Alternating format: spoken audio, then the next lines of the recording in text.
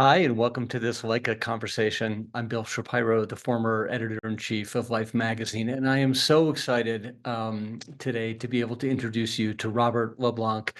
Robert is a self-taught photographer who came to his practice through a gritty, knee-crunching, and unexpected path. That path was skateboarding, and we'll talk about that in a few minutes. But today, Robert's work is represented by the prestigious Fahey Klein Gallery in Los Angeles, and that's where he is joining us from today. Hello, Robert. Um, and aside from his fine art work and his editorial work, Robert has collaborated with some of the biggest, most well-known brands on the planet, including Adidas, including Tesla. Robert is this intriguing mix of traditional and modern. He embeds with fascinating fringe subculture groups, sometimes for years at a time, and that's the traditional part.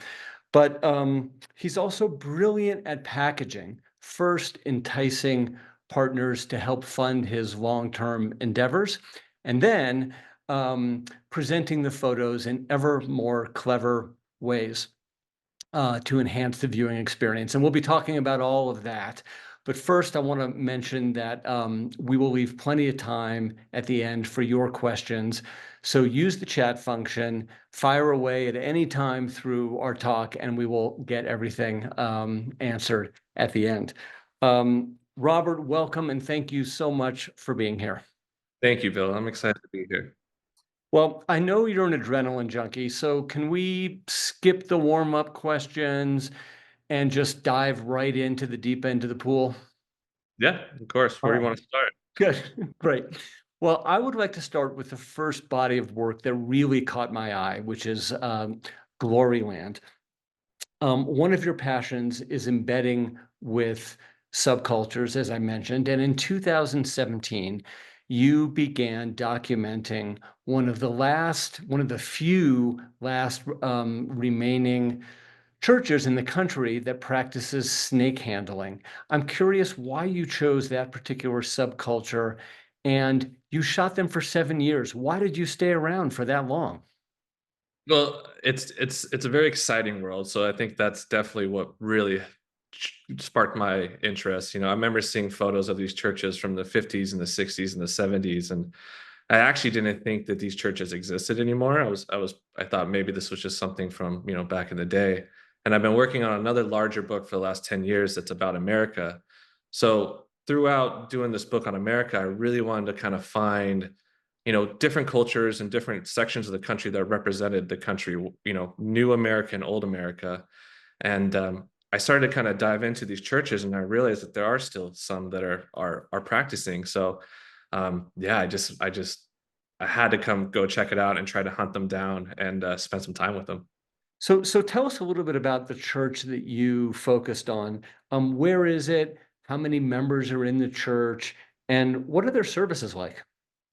It's very small. This church is based in Squire, West Virginia, kind of just way up in the mountains, cold country, 100%. And yeah, I actually tried to go to a couple others before I found this church, and one of them was actually ended up shutting down. The other one kind of chased me off and told me I need to drive back to California where I came from. So I knew it was kind of a special. I knew obviously there's not so many churches left, so I only had a small amount of ones to try with. But I ended up finding out about this church, and it took me a while. I built a relationship with the pastor. We talked for months, and then eventually they invited me up there. But it's a really small place. There's probably no more than 12 or 13 people. Most of it's all a family. Mhm. And the church services are just electric. I think that's So, what really. so, so tell us a little bit about the church service, and what role does snake handling play in the church service, and does it happen in every church service, or is it just when the moment strikes them? Well, it's definitely not every church service. So that was the thing when I was originally talking to the pastor about getting, access to go up there. One thing he told me is like, I'm not going to guarantee you a snake show. Like we're not into the business of snake shows, and it's a part of our church services. But if you come out here, you're going to take the risk of not seeing maybe what you want to see, which I found that very respectful. Knowing that he wasn't doing it just for the camera or the attention, and it's just how it worked. But when you get the snakes out, it's really about the anointing of the Holy Spirit. There's a few Bible verses, Mark 16, 17, and 18, that breaks down these signs, and they're essentially what they consider as signs following within the Pentecostal region, right? And Is there like a building of passion and devotion, and this is sort of the kind of high point of the service? yeah, absolutely, for sure. Okay. So, the service will kind of start off with the music kind of kicking in, right? The music's incredible. It's this mix of bluegrass and gospel, and they have their own kind of style to it. So, the music kicks in and it's blaring loud. The speakers are cranked all the way to 10. It's like ear bleeding loud. And then you see the music picking up and you see people kind of getting excited. And then, members of the church will go up front and they'll start kind of playing the tambourine or spinning around or shouting and getting like the energy. And then, you have two other signs, which is drinking poison and handling fire. So usually you'll see is the fire bottle get lit up and someone will start like lighting the bottle underneath their neck or their arm. And then, the mason jar of strychnine gets brought out and they start taking like little Dixie cup shots of it. And then if the energy keeps building and, this anointing of the Holy Spirit, someone brings out a snake and then the snakes come out. So are you drawn to that kind of passion and devotion because it makes for great pictures or because it speaks to something in you? I think it's a combination of both. I mean, it's exciting. I feel like these churches are on the verge of extinction.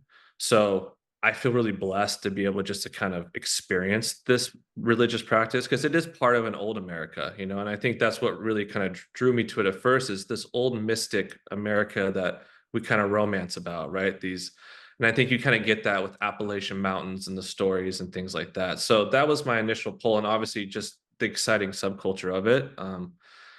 But it's when you experience the church services, it really pulls you in. It feels something magical, like you can cut the tension in the air with a knife. It's incredible, and my original plan was just to be there for one service, add it to this big book that I was working on. But I mean, after the first service, I was locked in, and then 7 years later, here we are. Well, you mentioned that one of the churches that you spoke with kind of shut you down. And I'm wondering how you even got in the door in this second one, because I'm guessing you don't look like one of their typical parishioners. Yeah, definitely not covered in tattoos and all those things, right?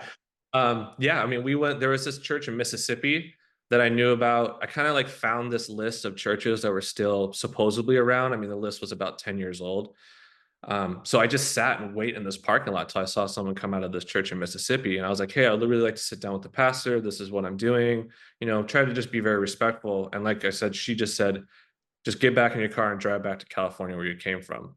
And I realized, okay, cool. There's only so many churches I have to choose from. If I keep this up, I'm just going to be out of options. So I actually reached out to the pastor of this one. And we just kind of started a conversation online. A lot of these folks in these really rural areas, like Facebook Messenger and stuff, that's kind of usually your main way to get a hold of folks because they don't have cell phone service, right? So we talked for months, and then eventually I was like, "Hey, I'm going to be in the area." Just kind of threw it out there, and then he's like, "Yeah, come up. We all want to meet you the night before. You can sit down to the whole congregation." They kind of interrogated me, threw out some deliverance jokes to see how I would react. And it was really special. But yeah, I had to kind of marinate that access because I knew I couldn't just show up unannounced and surprise. That raises an interesting point, I think. As a photographer, when does no mean no, and when does no mean maybe? And how do you figure out the difference between the two?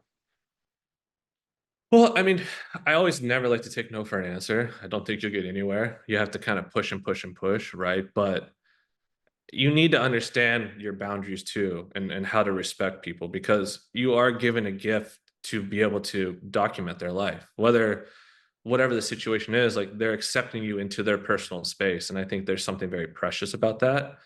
A good example is we've been working on a feature film on them as well as in tandem while making the book. And there was a moment where I really wanted to get him praying. He has these very intimate prayer sessions by himself at his home, with God, and he'll do it for hours, right? And I was like, wow, this is going to be really powerful to see this. And and kind of him solo with God in the moment. And I remember him saying, he pointed out a verse in the Bible that was, these moments are supposed to be only between you and God. And it was one of those things where I had to just, kind of take an L on the situation. I knew that, hey, this is something that he personally really believes in. And this, me being here, is going to interject into what he, in his practice. And that's like when you disturb the process, that becomes a problem, right? But so by taking the L, by taking the loss and agreeing, and not pushing, it sounds like you actually benefited from that because then, he accepted you, for the next thing. Yeah, exactly. I mean, I Yeah. think, it, no matter what, if you come in with genuine intentions and not to, make a spectacle of somebody or a group, or, do it just for the show, people will notice that. They'll notice. And that church is really used to that kind of abuse, right? Like, these, any kind of outlet or anybody that comes in, they'll do kind of this hit piece, say, hey, these crazy people do this snake stuff, and they leave, and that's it. They don't give back to the church, they don't help out, they don't follow up with the family. So I think if and time is everything, right? I think a lot of people don't understand that the more time you spend with people, you have a certain amount of time when the walls are up, and you prove that you are there for genuine intentions. You prove that you are there to tell the bigger, deeper story, and those walls come down, and that's when all that magic happens. And the same thing goes with knowing when to say no, knowing when to go, all right, I understand this is my limit. And also, you need to pay, I think anybody who does long form stories or stuff, you don't always have to have a photo of everything all the time, right? Like, you need to step back and go, does this benefit the story that I'm trying to tell? Does this work with the series of photographs I'm trying to make? And sometimes you don't need to push so hard for that, because it's not a necessity. Maybe you just really want to get that photo, but it's sometimes stepping that back will get you more access, like you said, than trying to push on every moment that you could possibly Right. shoot. So when we talked earlier, you told me that you grew up in Montana and that there wasn't all that much to do. And so one of the things you found to do was skateboarding, and you found yourself as part of a sort of a skateboarding subculture. And you saw a lot of people giving you sort of a stink eye and a side eye and a black sheep vibe, and that gave you a little bit more empathy for other subcultures. So I guess my question is, talk to us a little bit about how you started, like how you picked up a camera for the first time. Were your parents artists, and how did you go from that first holding of the camera to sort of documenting everything all the time? Yeah, my dad was a hobbyist photographer. When I remember, I don't really remember him ever shooting, but he always had this kind of like box of old camera stuff that's left over probably before we came along, and he had to, be more serious about providing for us as a family. But, for skateboarding, it was always, we're always out skateboarding. It was only like me and two other friends in this whole area that were skateboarders. So like we were definitely the black sheep. And then, I'm dating myself, but this was late 90s, early 2000s too, right? So at the time, skateboarding wasn't the sensation that it is now, and in the Olympics and all this cool stuff. So yeah, you would go around and everybody would look at you as the troublemakers because you were the skateboarders, and or people in the malls would follow you around, make sure you weren't up to no good. And so I kind of understood a little bit about how people would judge you just by like what you were involved in or how you looked, right? And maybe at a younger age, I didn't really think about it too much, but I'd always would have a disposable camera with me. So, we're always out late at night, skating around, trying to take photos of us skateboarding. So that was a huge part. It was kind of, as I developed my love for skateboarding, I also developed my love for photography because they were going hand in hand so perfectly. And I didn't have a lot of outlets. We didn't have a skate park. You had to build all your own ramps, build your own rails. You had to kind of create your own world, right? And I So would were you documenting the building of the ramps, or was it just highlights of people jumping off things and falling? Yeah, pretty much that. Most of us Okay. just fall all the Yeah. time. And, because right now it was like the full focus was on skateboarding. And, and then the only outlet I had was through skate videos and skateboard magazines. So, you get one issue a month. So you would just compulsively look at all the photos and all the stories and everything, every single day, all the time. And I grew up it really, I always like to say skateboarding saved my life because it gave me appreciation for art, music. All the skateboard films are always doing really creative stuff. And I kind of really absorbed all that stuff in. And then obviously your work ethic and your determination that you develop from skateboarding, you have to be persistent. So it really changed and shaped who I am today. And I think the reason why I can be so dedicated to a story and spend years and years with people is I think it ties in with that work ethic I developed through skateboarding as a younger man. I've spoken with a lot of photographers over my life and career, and no one has ever talked about skateboarding being their primary influence. So I love that. Thank you for that. Let me go back to the church for 1 second and just ask you, from a technical standpoint, um, what are some of the challenges of, shooting live poisonous snakes in a church in the middle of a very serious religious service? Well, you don't want to be a vibe killer. that's that's the big deal. I think these services have such a buildup, right? It's kind of like a classical song with this huge crescendo, and you have to kind of wait for it to build. And you imagine as all this energy is happening in the very front of the church in a tight area, being there in the way, being a distraction could be a really big kind of buzzkill for these moments. So that was definitely the most, challenging thing. And after you've gone through a couple hundred services, you're kind of like, all right, how do I shoot this in a unique way? Or how do I make sure I capture the moment that, I'm in this tight little area? But yeah, that was definitely hard. And I love being close. I think I'm a big believer is if the photo isn't powerful, you need to get closer. Like I've always felt that way. So it's a delicate dance between playing that fly on the wall, but also having that intimacy with your lens that makes the viewer feel like they're right there experiencing it. So speaking about feeling like you're right there, let's look at this picture, which we saw earlier. But I am absolutely crazy about this picture. Can you talk to us? Can you tell us what was going on here, and then also tell us from a formal perspective, a compositional perspective, why you think this picture works as well as it does? Well, you're looking at the height of a church service for sure. I mean, this is like peak excitement right now. And very rarely, excuse me, did I ever see Chris do dual snake handling. Like that was kind of, and some of the old videos in the book, I have a lot of like archival footage. And that was kind of a big thing. Like sometimes they would hold at one time, they'd have a whole handful of maybe like 30 snakes at one time. It was pretty incredible. But this church service was just, it was booming, in their eyes, the Holy Spirit was a really heavy anointing. So you kind of have this climax of the church service of Chris handling both of these massive rattlesnakes. You have someone kind of clapping their hands, praising the moment in the corner. You see the poison on the pulpit. You have the musicians kind of captivated by the moment that's happening. So I think, as a moment, this is something that's really important. And that was kind of the heightened feeling of a church service. And then compositionally, it's, Yeah.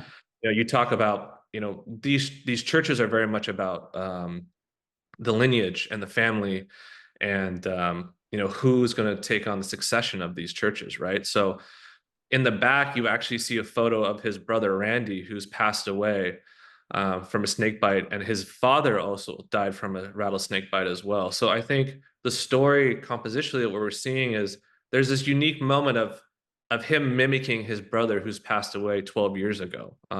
And you kind of can see the succession of the family, the succession of the legacy of the church. And I always get drawn to, these rule of three. So I love the lightings on the ceiling that kind of balances it out a little bit. So, and then also you just get lucky. Well, speaking of the rule of three, there's also the brother's hands in the back, the hands in the front holding the snake, and then those two sort of disembodied hands coming in from the side, which to me that makes, that sort of makes the picture. What were you shooting with for this particular shot? Actually, for the whole time you were shooting the Gloryland and the service. And why did you choose that equipment in this moment? Well, I ended up shooting it with the Q2 monochrome, which I absolutely love the camera. And I really needed something that could perform really well in low light. using hard flashes, using stuff, again, that kind of just brings to the distraction of the moment. And you want to be as step back as possibly as you can. So, and black and white was really important to me because, we're talking about good and evil, right and wrong. We have this conversation of coal and that kind of how that industry has affected that region. So I felt like that black and white really kind of brought in that feeling of what I was trying to create.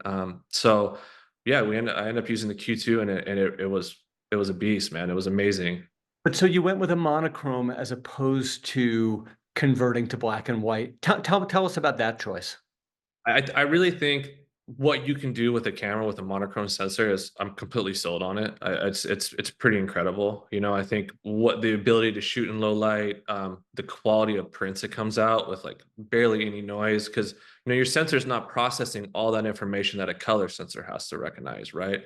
So taking away all that bandwidth for it to work on, you're able to get more. You could play and manipulate light and do a little bit more stuff that you can't just do with another color sensor. So, for me, it just seemed like I wanted to get pure to the essence of it too, right? I'm very much like a dyslexic OCD kind of person. So less is more for me. Like when I have too many options and too much things, I become more distracted and I can't focus actually on the photo that I'm trying to create. So for that, it just really distilled all the things down to just like my main necessities that I needed. And the fact that it could perform so well in these low light situations, it just made a perfect tool for the job. And in terms of the size of the camera, and also, you said you didn't, I know sometimes the band was playing crazy loud music, but I expect sometimes there were silent moments and you didn't necessarily want to hear the, click, click. Talk to us about the unobtrusiveness, how important or not important that was, in those moments. Yeah, I mean, being as visible as you possibly can is ideal for these situations, right? Like like I said, you just don't want to mess the flow up with anything. So yeah, if you have an intimate moment, there are times when everything quiets down and he's got a snake and he's just preaching, and all focus is on him. All focus is on him with the snake and the message that he's saying, and you can only imagine here click, click, click, click as a distraction noise.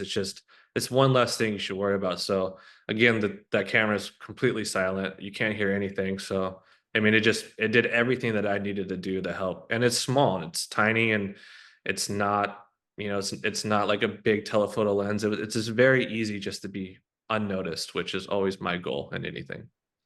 So in a moment, we're going to talk about what these pictures, how they became a book and what that book looked like. But for right now, I want to jump to another one of your deep dives with the hot shot, the hot shots. Tell us what a hot shot is and what got you excited to take on this project. The hotshot guys are like the Navy SEALs of wildland firefighters. You have your hotshot firefighters, and then you have your smoke jumpers. And those guys are the guys that are up on the fire. They're the ones that have a base camp up in the mountain next to the fire. They're the first on the job. They're the ones that are really risking, their lives to be there to fight the fire. So I've always just been very much impressed and look up to these guys because in Montana, you always would have wildfires. That was just such a common thing we'd have growing up. So I was actually in Montana for a summer and there was a big fire there. So I was able to kind of talk my way into going up on one of the fires with them. And I just completely fell in love with it, and visually it's so dramatic, right? You have these beautiful scenic landscapes and then you kind of have this devastating power of what fires are, and then you have these guys kind of in the middle of it trying to battle these like this monster thing. So for me, storytelling wise, it really check all the boxes for me. So it looks like from some of these, judging from some of these pictures, that you were sort of on the front lines of at least a couple of forest fires. Aside from fear and death, what are some of the challenges that you faced in shooting a forest fire? Well, it's definitely respecting the guys for what they're doing, right? You will, and they hate photographers. They actually can't stand them. They have this. What I was told when I was up there, they had this thing called a kook list, where it's like all these things you don't want to have happen to you as a firefighter. and one of them is getting photographed and then making the news or being on the, you end up having like to buy the crew like everybody beers or stuff because you were got caught on camera. So you have this initial pushback on why you're here, what's going on. They don't want to be bothered. They want to do their job. And that's the one thing I've found really incredible about these hotshot guys is they're very humble. They're not here about the glory. They're there to do the work. And I think that's really, really respectable. But yeah. Oh, well, so what did it take you, given the kook list and the reluctance, what did it take you and how long did it take you to become, sort of accepted by them? It wasn't too bad. I mean, luckily my like kind of Montana background, like I was able to kind of relate with them a little bit. I knew the environment. I knew a little bit of the lingo, barely, but I think it was just spending time with them and keeping in touch with the guys. And, there was a moment where I was asking a few of the guys to take photos and they're like, no, you're good. And I remember like going to one of the other guys finally said yes. And you can see they're kind of looking, and I go, listen, you guys are in your 20s right now.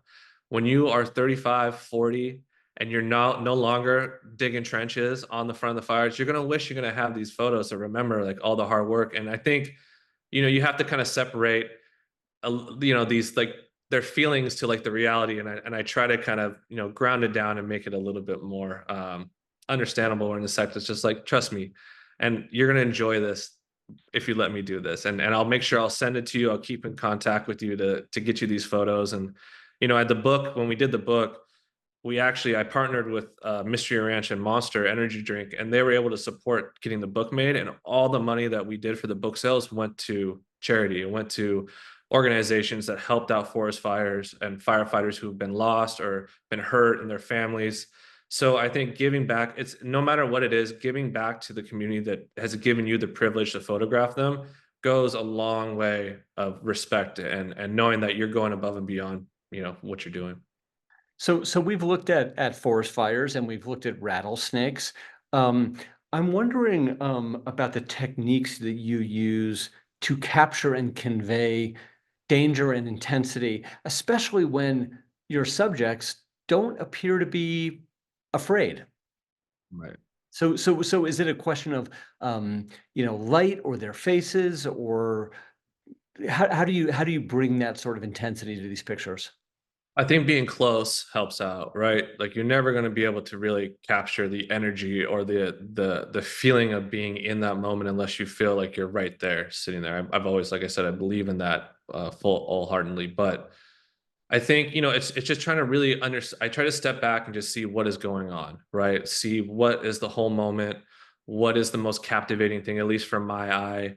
Fires is a great way because you have this really crazy play of light and smoke, and you kind of creates this world of drama. Or with the snake church, it's how you like just being up close and just feeling like you can hear the music and you can like the snake's about to jump out of you. So and I really like the fact of not showing a lot of faces. I think this photo is a really great example where someone's there, but I think when you see a face, it's easy for someone to be separated from the image. But if you see somebody that doesn't really have a face, it's easy to imagine that could be you and that could be anybody in that situation. And I think that kind of sometimes hits home a little bit, at least for me, when I look at these images. I'm like, oh, that could be me driving through that fire right now, and I think that kind of helps inspire the imagination a little bit. So, from a practical perspective, what are some of the benefits of shooting a subculture?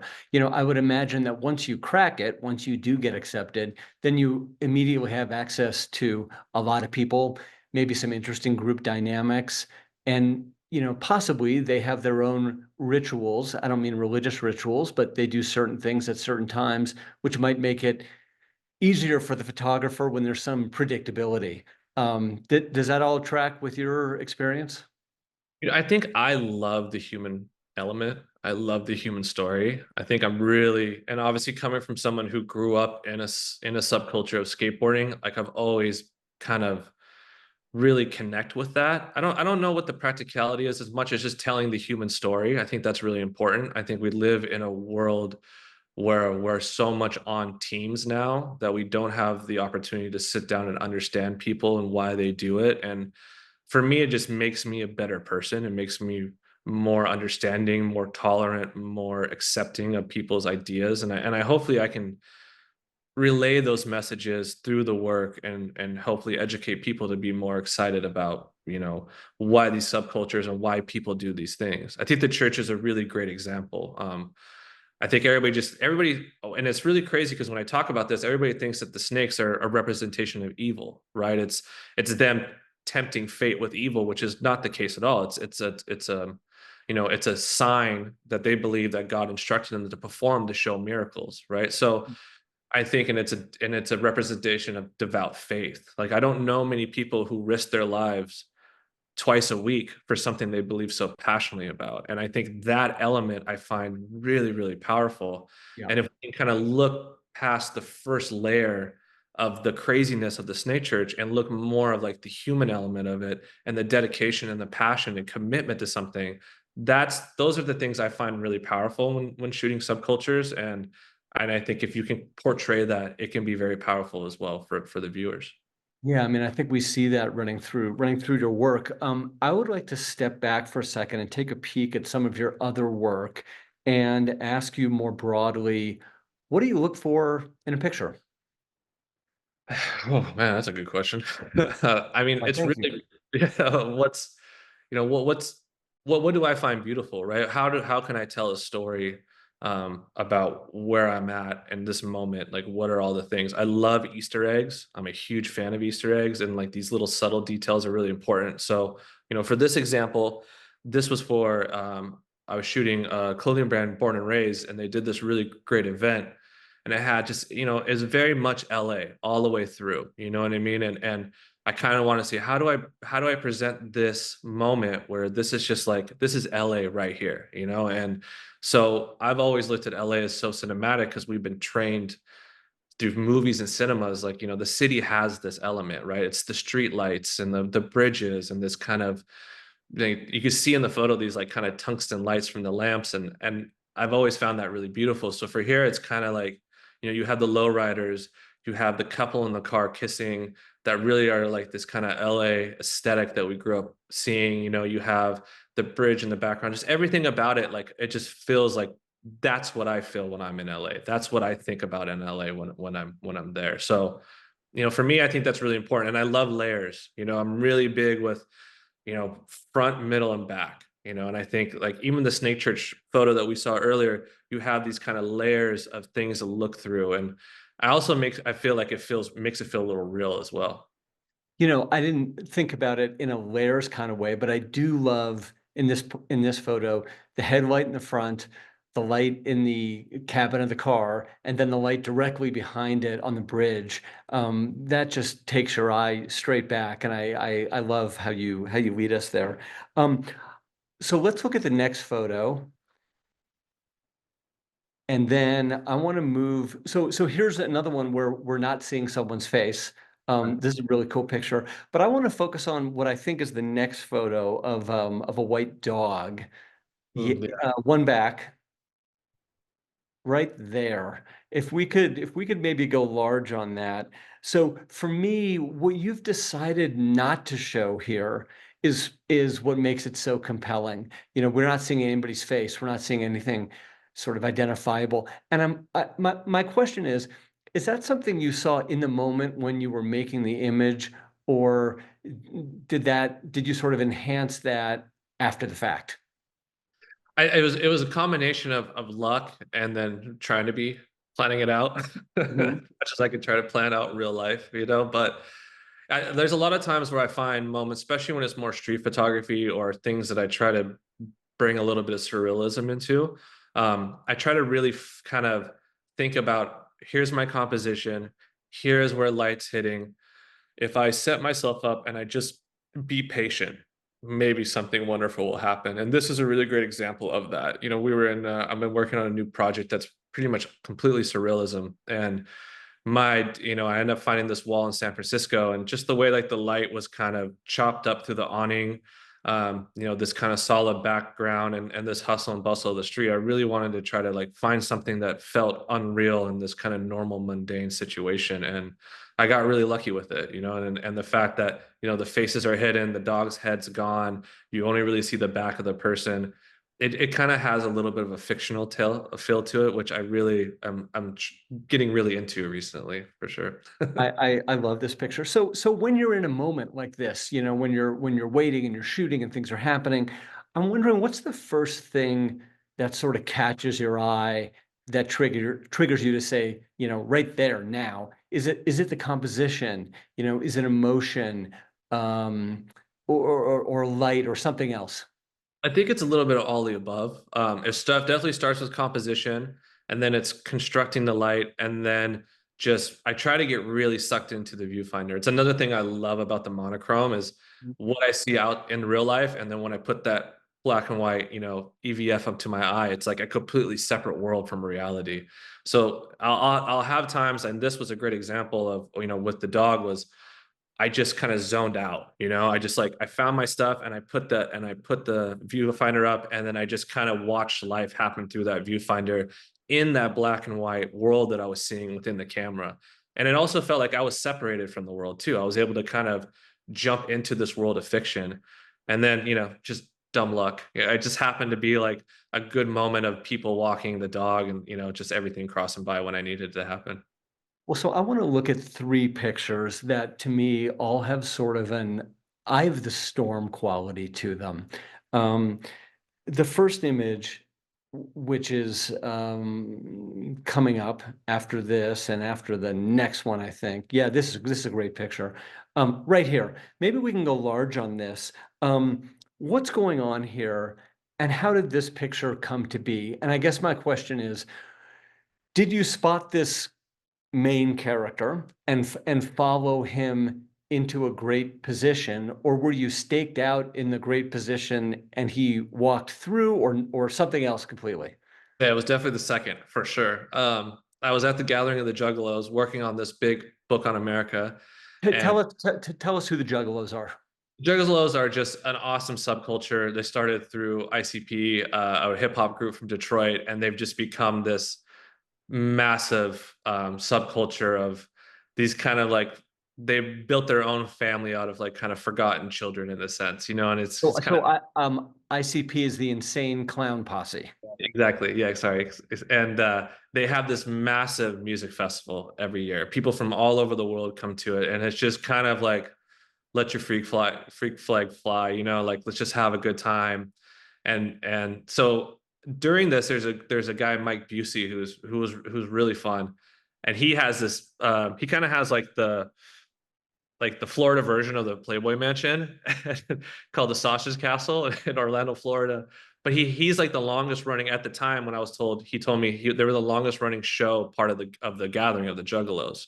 And he always has like his Busey girls with them, and it's just Okay. kind of this wild thing that he has. So they had this kind of little section set up, like these two pole dances and a swing, and these girls are essentially just like doing lap dances and they're just having fun in this little section during the music festival. So, you know, music festivals are really hard because there's so much going on and there's just so much movement, right? So I kind of saw it was a perfect culmination of these three girls. And again, we kind of look at this, this layered, this front, middle, back, right? And these girls are dancing, there's neon lights shooting them. You have these juggalo attending the festival, and behind them. So I was just kind of like that one. I try to really frame the composition, and then just again, hopefully that something would come in. And life gave me some luck that day, and this guy walked right into the middle of it, who was part of the Mike Busey show, and it really, I feel like it brought the energy of the festival, and it's one of my favorite photos I've ever taken, honestly. It's pretty incredible. There's this sort of Hieronymus Bosch quality to it, and the layers are all there. So, but I want to shift now. Well, I mean, this is also fantastic. Before we go on to my next question, just look at the way the picture of the trapeze artist in the background and this person, flying however they're flying. I mean, that's just kind of a brilliant picture. So, I love it. Um, And then there's that. Yeah. As we shift from pictures to packaging, which I really do want to talk about, packaging, for better or for worse, is becoming increasingly an important skill for photographers to master. So first up, I want to talk about Gloryland, which is the book that all the church photos became. Um, why don't you describe the book for us? And I don't mean the pictures, I just mean the physical object. Absolutely. And tell us how this presentation makes the pictures sort of come alive or enhances the story.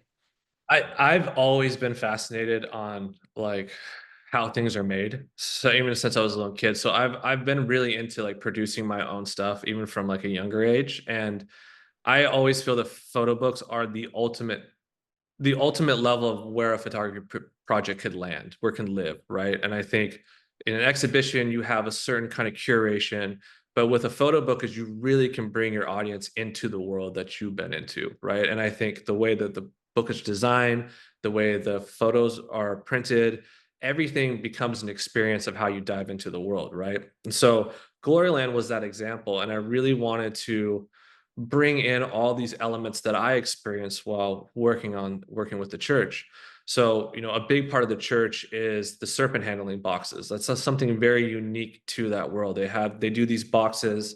They're kind of wood boxes with a plexiglass window so you can see what's inside of them. And a lot of them are kind of tricked out and have like a lot of engraving and customization, and they're just really, really special. So when I did the book, the book was actually designed in a box, and I kind of wanted to represent that experience. And so as a viewer, you were having to kind of crack open the box to start to go into this world. And a big part of the box, which was really fun, was there's actually a snake on the inside of the box. So Nice. it's kind of the same idea, like let's bring in this element of the serpent handling box, and this is such an important part of the church services.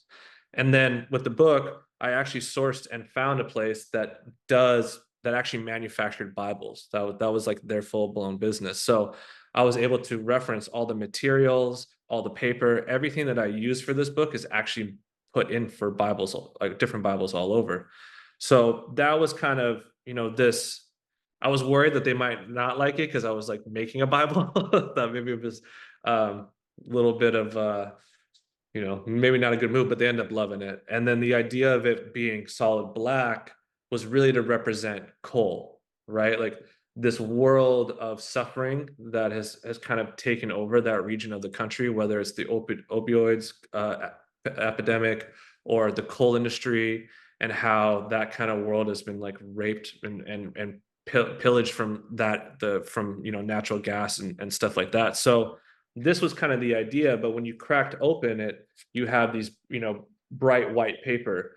And, there's a lot of like really strong, fonts and letterings. And I really wanted like a constant, like a big contrast to like this white that was the black that was in it. And that So again, the paper is actual Bible paper, and the purple sort of page holder is actually what you would find in a Bible.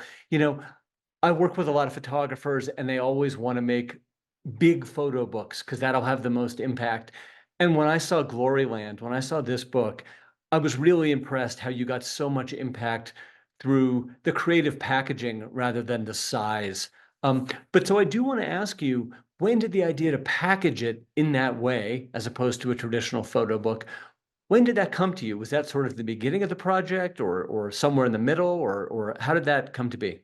I usually don't try to think about it too much, and I let the project run its course as much as I can. I think when you start getting to like the halfway, point to like kind of knowing when you're getting to the end of it, that's kind of when I try to soak up all the little things that I've learned from those worlds. I think if I just would have said I have some like dummies of books I designed in the very beginning, and it looks completely opposite of this, and they're that kind of big photo book, thing that you're usually, you're accustomed to seeing, but I, you learn so much by spending time with people. You learn these little sayings. You learn these things about the community, about the environment. So I let all those things come in because those are at the end of the day, all the stuff that I've learned. Knowledge is power at the end of the day for any of this stuff. So I try to take all that stuff that I was able to learn and understand, and then I can implement it in the design process.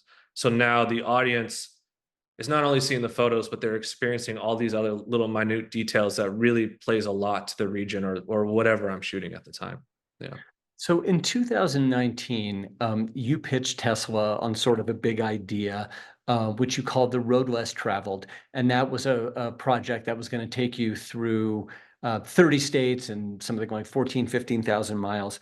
Briefly tell us what the idea was, but I'm more interested in um, why you approached Tesla, how you approached Tesla, and why you think they ultimately said yes to you and funded the project. Well, it was it was out of necessity for sure. As a broke, artist trying to, it's really expensive to spend 5 months, 3 months on the road, right? And I didn't have those resources, but all I really had was my determination to keep developing the series. And so I realized I was like, all right, if I can convince an electric car company to loan me a car for 2 or 3 months, I won't have to pay money on gas. I mean, the Teslas are comfortable. I could probably sleep in it. It'll be my hotel on the go.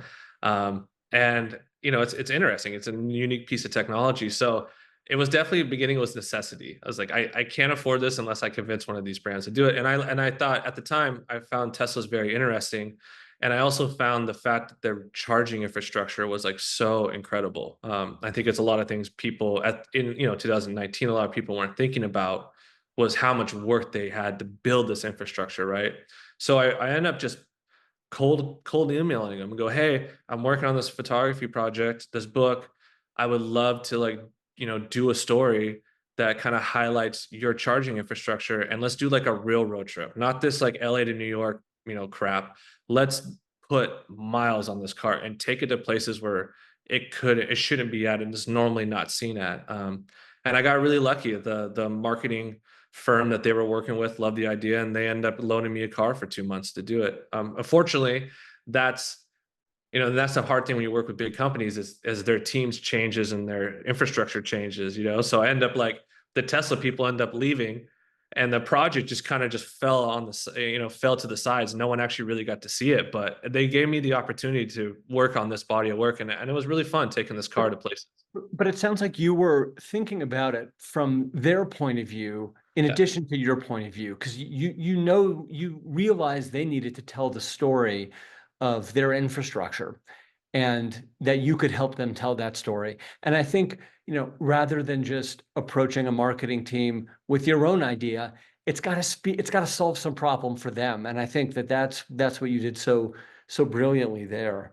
Um, with respect to funding, and you may not know the answer to this, but is there a mistake that you see photographers make when they're going for funding?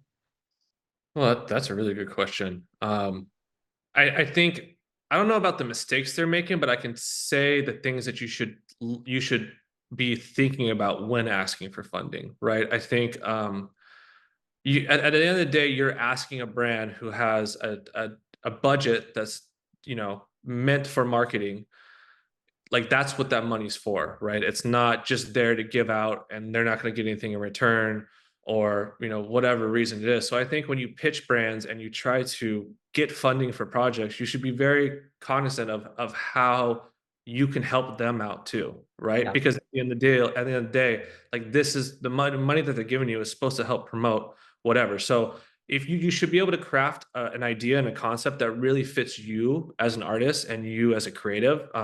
The road trip with Tesla was really a great example because I love doing road trips. So much Right. of my work is on the road. That's kind of my DNA. So it matched with my aesthetic and the past body of work that I can show that like this is how I shoot it. This is the kind of result we can give for you for your product. But you got to make sure that you're also thinking about what they need. So Yeah. even though some of the fun photos I shot for Tesla that I love, there's also a batch of photos that I try to create that were a lot more clean, commercial, and something all right, you might not want to see like these bike life guys doing wheelies by your car, but I Mm. want to make sure I have a couple really good, clean photos of the car as well. So that you're getting something that's usable for you as well.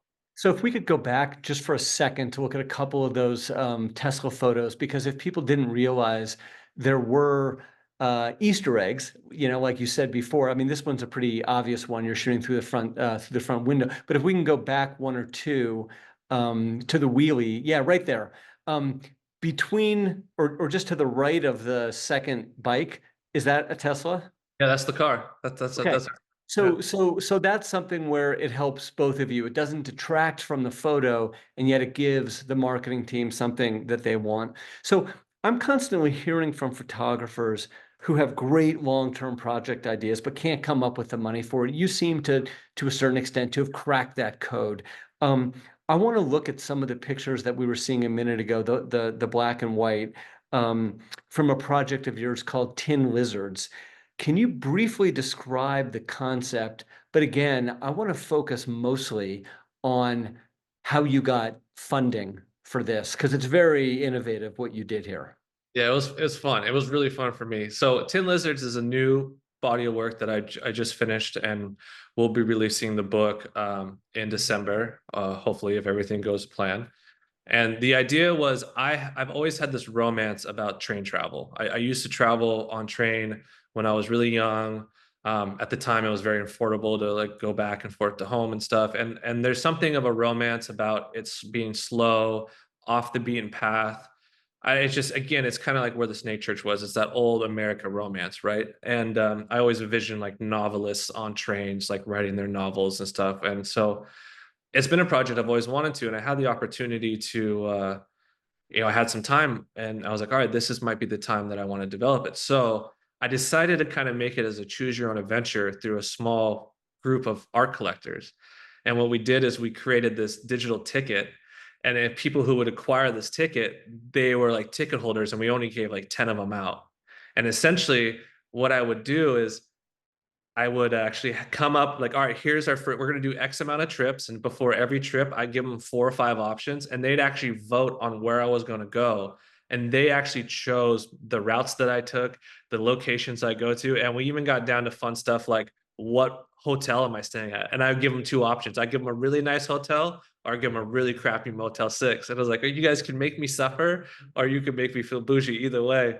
But I really wanted to bring in the collectors into the experience of how you develop a body of work, and maybe all the trials and tribulations that come with it, right? Tin Lizards is very much, it's one of the more challenging bodies of work I've created because unlike a lot of other stuff I've done, I like to be in kind of the excitement zone of it, in the kind of like how you say, like in the eye of the storm. But this was like very quiet photos in very quiet places, and it was the complete opposite. So it was really fun to have these guys kind of choose how I made these photos, and then at the end of the day, after every trip, I would have a round of edits, and they would actually vote on the final selection of edits from each trip, and they were part of the whole process from beginning to end, which was really gratifying.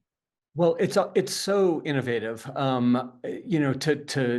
bring in your funders and let them play along with you. It's really great.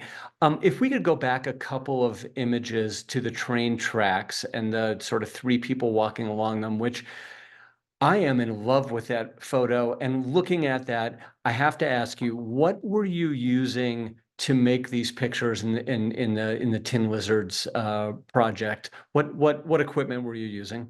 It was the Q2, the monochrome. I mean, Okay. that thing it was perfect, and it was the same kind of the same thing I was saying on the past stuff. Is it really, looking through that camera, it does feel like you're detached from reality. It is very much a fictional experience looking through that black and white sensor. And this whole project, like I was saying earlier, it's really drenched in the world of surrealism. So again, it was just a perfect tool for the job. I really could play with light and make moments that feel, maybe that photo was taken 100 years ago. Maybe it was taken, Exactly. you know, Exactly.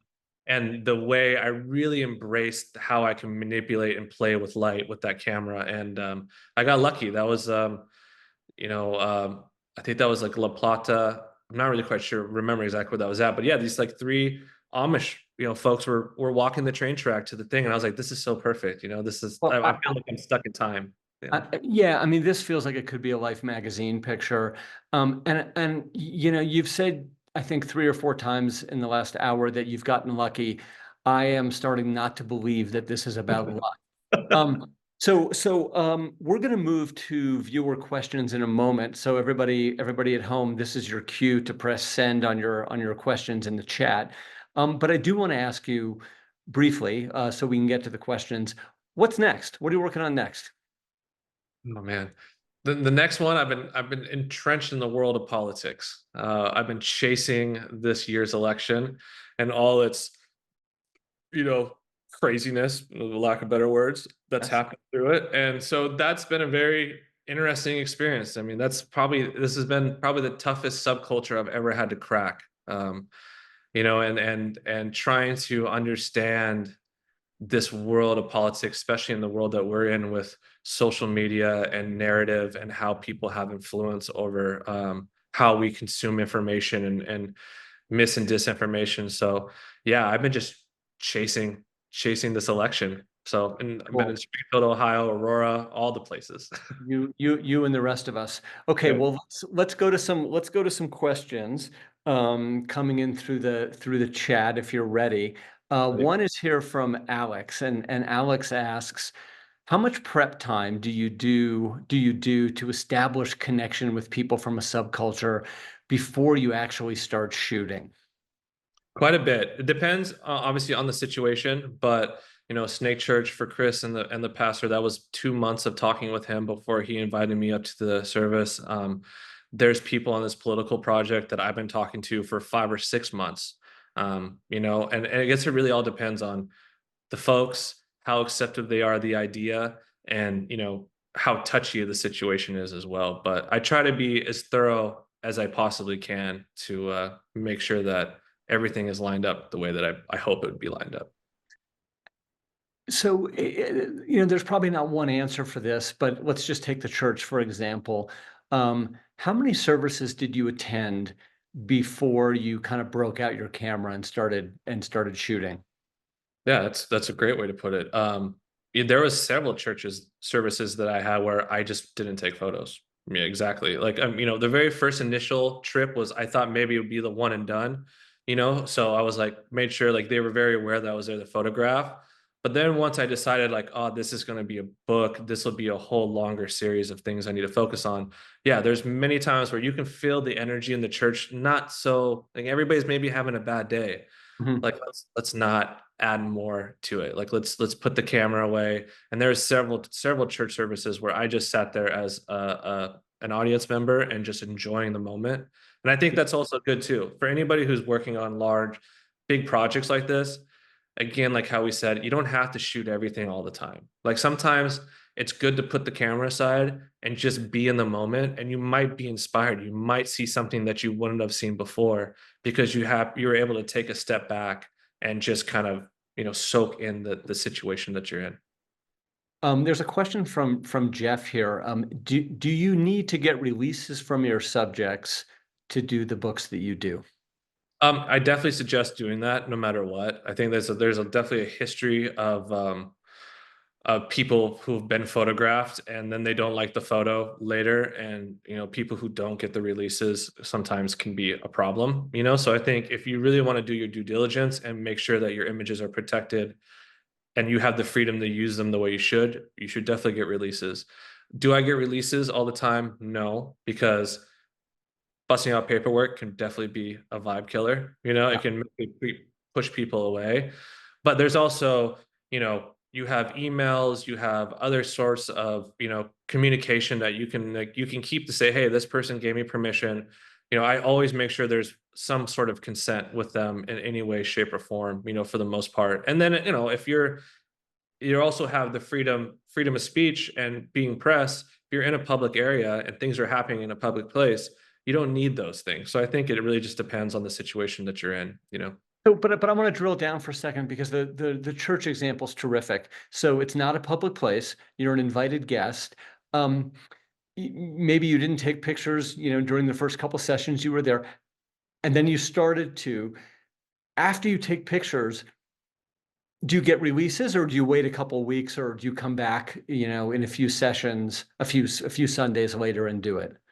Yeah, like with the church, I really didn't do it too much until we Right. started filming the feature documentary, and then you're kind of stepping into a whole nother world of logistics that you need to take care of. Yeah. I ended up getting all the releases when we started filming the documentary, but the book project was like they were just very open to it. I know that they weren't going to give me any pushback.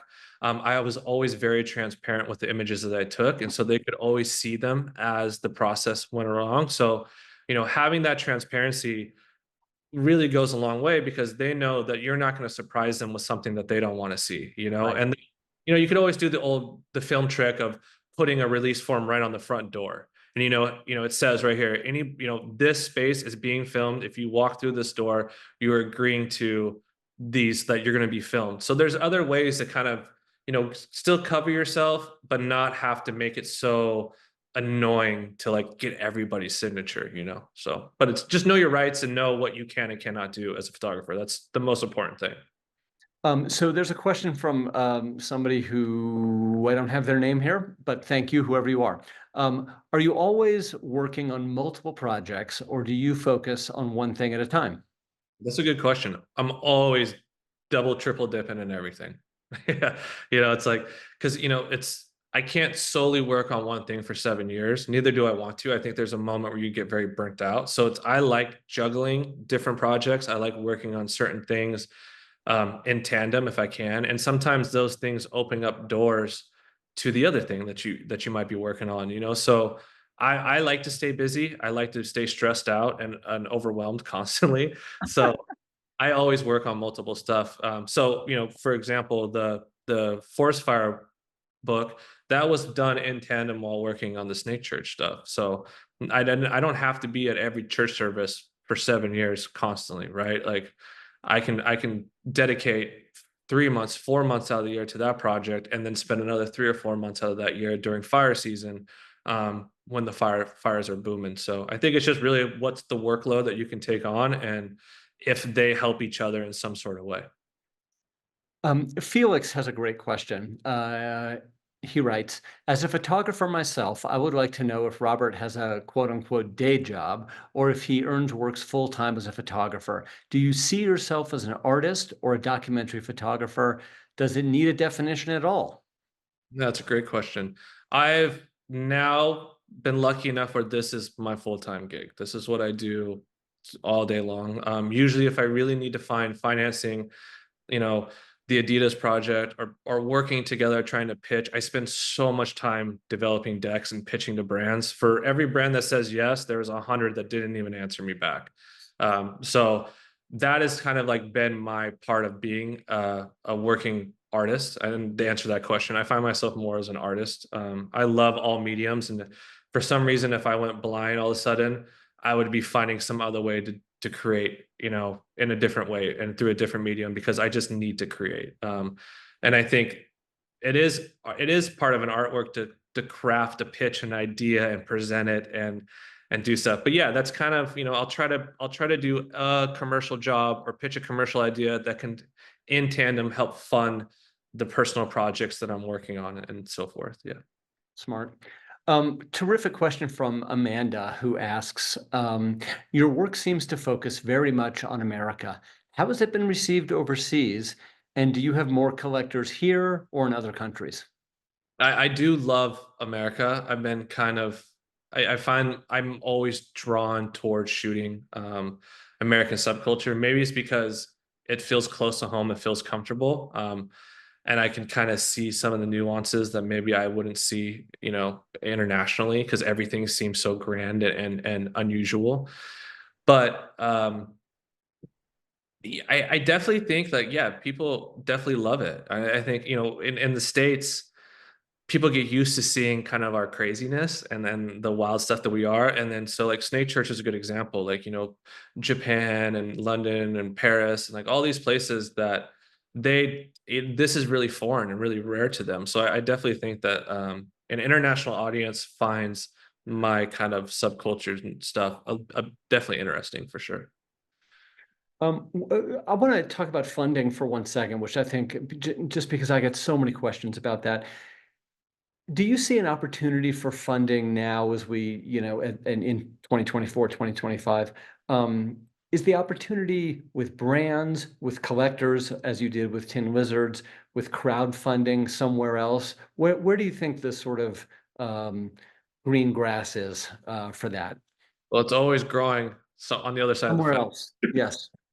um, I really think it's, brand it's, and I think a lot of people have this kind of distaste for social media, and people, a lot of people feel that it's kind of hurt or ruined the photography industry. But I was kind of one of those people in my early years, but I think it's really built a need for storytelling.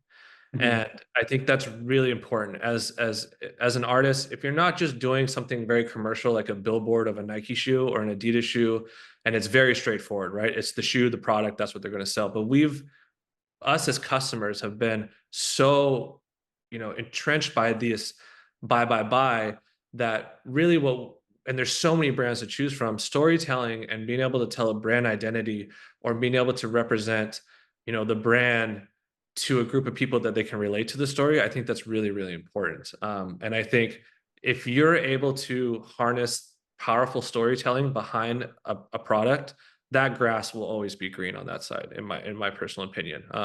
So Tesla's a really great example, right? Even though they didn't give me any money, but they also loaned me a car so I can, and I wasn't charged for charge. I didn't have to pay for the charging. So it was like, I have this tool now to work on this big project I'm working on. But here's a story that I can tell, and here's a story. Fortunately, they didn't do anything with it, but like, here's a story that hopefully viewers can attach themselves to. The Adidas project we did, it was fully like a graffiti project. Like, I grew up around graffiti along with skateboarding, and it's a subculture I hold very close and dear to myself, just because I know the risks and the stakes that these artists make to do what they need to Right. do. Right. So, telling that story and something that you can personally connect to and you understand, and you can really tell the story authentically, placing the product in that is not hard, right? For the Adidas project, we just gave them all Adidas clothes, and I said, listen, you don't pack a bag. I'll have bags prepped for you when you get here. And so, like, that's naturally just in the series, but But so in the Tesla project, I know that the Tesla vehicle was not in every shot, but it was in some shots. You didn't find that creatively constricting at all to no. Okay, great. not at Um, all.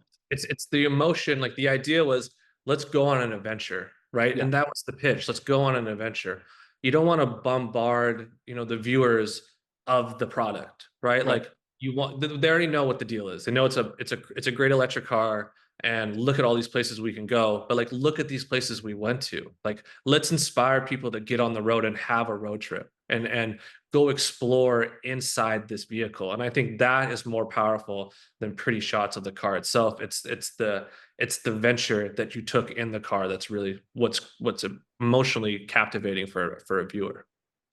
So your website, which is I believe photos by Robert LeBlanc .com has is terrific, and there's tons of stuff there for people to look at. There's also some short film projects, or at least one on the site. Jack asks, now that you are moving into film projects, do you still keep a still camera on you? Um, is it important for you to continue to work with photography? Absolutely. It'll never leave me. And usually, if I end up helping fix and facilitate a handful of stories for Vice. We did like the Johnny Dang. It was like a 5-part series on Johnny Dang, the hip hop jeweler in Houston, or some of the sideshow guys in LA. And these are all worlds I got introduced to through photography. I was interested in shooting them. So usually, it always starts for me. It starts at the base of photography, and then if I feel like the story is captivating enough, if this world is intriguing enough, and if my still photos don't give it the justice it needs, we need to step into another, a world of moving images. So I find it really, really, really powerful to build that foundation through my photography. I get to get the access, I get to meet the people, I get to understand the environment. And then when I go pitch an idea for a film, I have all this material to illustrate where we're going to go. Who are these main characters? So it just gives you a really powerful foundation to anything, that stuff like that. And then, for the Vice example, it was like, I knew these folks. I was like, listen, I have access to this community. Would you guys love to do a film on this? They go, yes. And I kind of just make sure all the doors are ready and all the places are in place. So when the Vice crew comes and they start filming, they can just start doing their job. So, it's kind of working your worlds and working your axis. I think it's really important. So last question, sort of a two-part question. Do you work with a photo agent for commercial work, or are you on your own? I am a lone wolf for the most Lone part. wolf, Yeah, excellent. yeah. And the second part of that question is, do you have any business advice for young photographers getting started? That's a great question. Um, get your pitches and understanding how to present your ideas down. I think you are competing with a very large pool of people who also want what you want and who are very hungry for the same opportunity that you're looking for.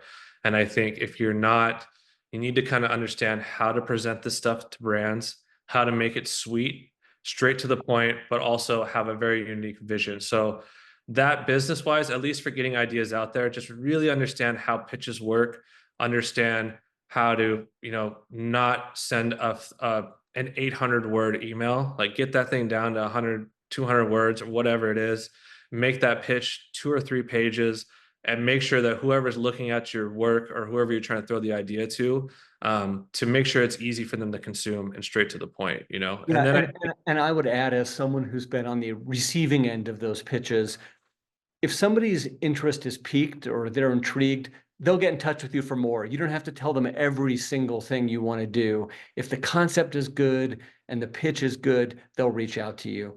Let me ask you, where can people purchase your work, should they want to?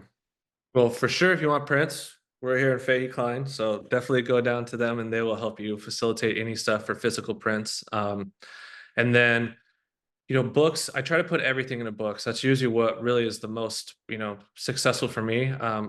Most projects I try not to start unless I feel like there's already a book there that's available.